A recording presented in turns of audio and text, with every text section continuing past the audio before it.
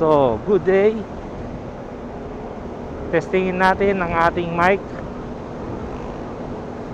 ng DJI Action 4.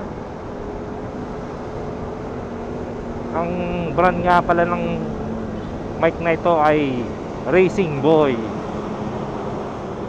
Siyempre, yung nagbenta, gumawa, si Racing Boy. Yung una kasing nating nabiling mic, parang pangit kasi. Mura lang kasi, 140 pesos. Nabili natin sa Shopee.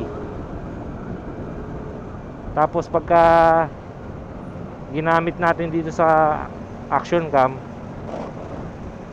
may parang grounded siyang tunog. Parang may kuryente. Tapos yung mic niya, garalgal na yung boses.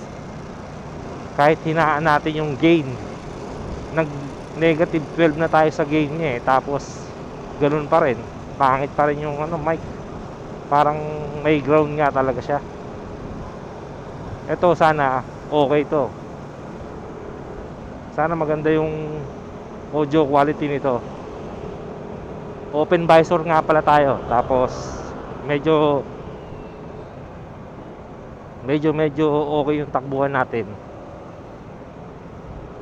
Tingnan natin kung may garalgal o parang grounded na tunog. Pero sana wala, kasi magaganda naman review nito ng Racing Boy eh. Marami na ako nakita sa Facebook and YouTube.